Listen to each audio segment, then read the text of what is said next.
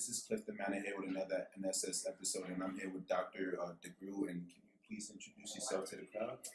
My name is Joy Degruy, and I am the author of the book Post-Traumatic Slave Syndrome, America's Legacy of Enduring Injury and Healing.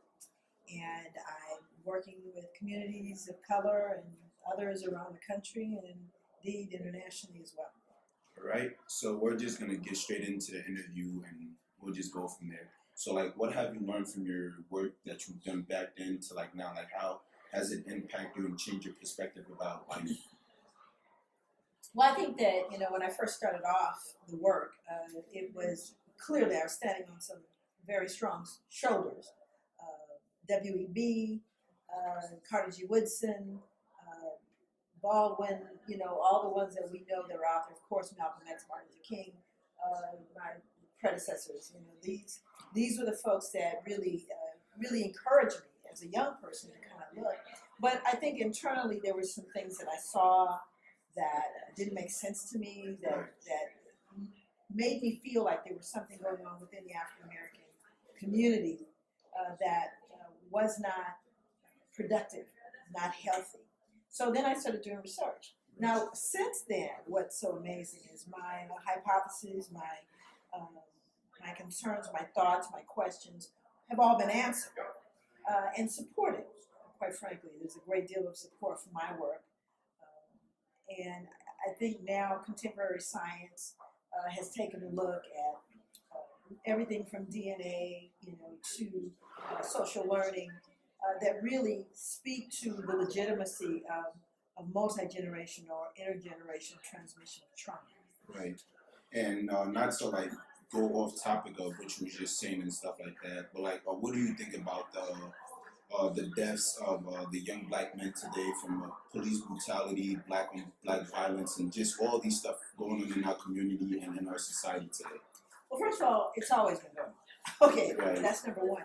I think what's changed is the fact that we have technology that's making it more visible. Right. But if you were to look at throughout the legacy, the time of slavery, and during post-slavery, looking at Jim Crow era and the lynchings, and then looking at convict lease and overrepresentation in criminal justice, it's a straight line. It's not something new. Right. I think it's what we're finding is that people have been so ignorant of it.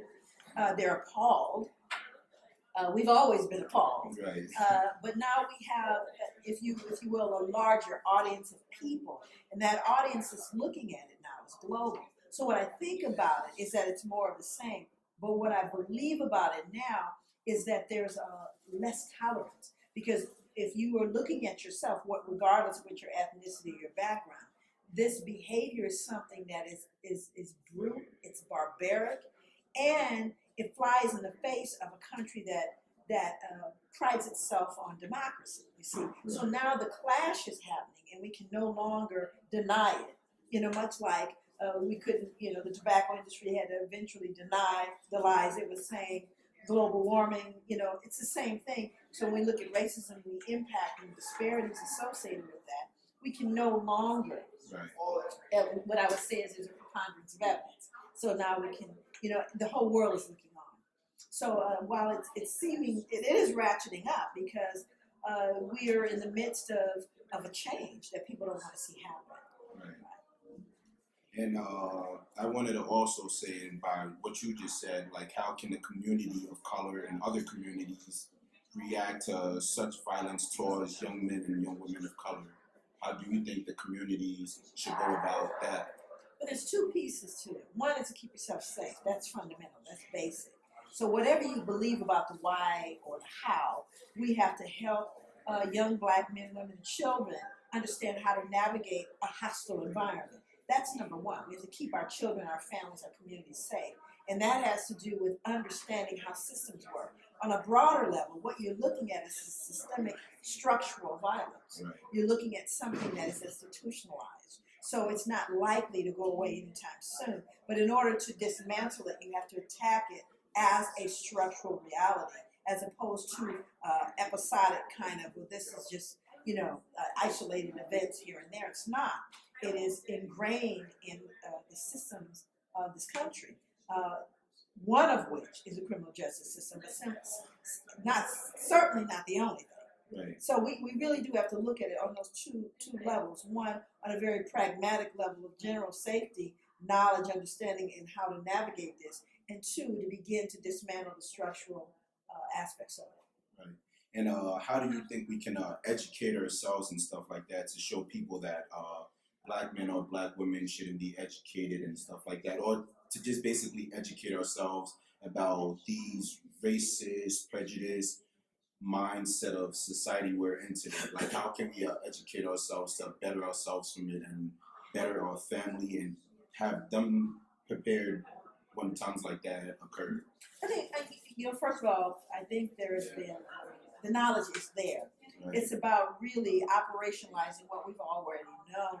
One is to really have a clear focus and understanding of your history and how the determinants of that history have impacted us on a current level. You do that on every level, the level of the individual, the level of the family, the level of the community, the level of institutions. So it's not either or, it's all of those. And so whether or not you have folks that are from a religious vantage point, from religious institutions, that need to begin to educate people. Right. We can't sit around and wait for someone to do it. We have to do it. Right. So so all of us, wherever we are, I'm a social scientist, I'm a clinician, I'm an educator, I'm an author. That's my lane. And that's the lane that I'm in to do the part that I have to do. Right. Everyone else is in their lane.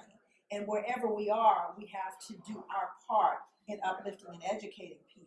Whether you are a school teacher, I don't care if you're a janitor, I don't care if you're a basketball coach, I don't care where you are, whatever lane you're in, we have to educate ourselves and the individuals around us. Right. In other words, step in the gap where there is a gap. And if you see where it's not happening, be willing to step in that gap and make it happen. And again, educating everyone, whether or not you're in a system of education or in an institution of education, you engage with people on a daily basis. That's where the education provides materials. It's not like we have to reinvent the wheel. The material's out there, the data's out there, the statistics are out there. Right. You just have to share them. And I just want to tell you thank you for giving me this moment to interview you. Like, I really enjoyed the talk and the whole entire lecture, and I want to invite you to come back to the school anytime you want to. And just thank you again. And is there any other words that you want to leave with the crowd? Just really to keep trying, to keep the work, and to move forward, to pass the baton to those who are going to take over. We need to mentor others to replace us if we move on. We've got to help mentor people in professional arenas, wherever we are. Everybody has to come together to do the work. All right. Thank you. You're welcome. Thank you, guys.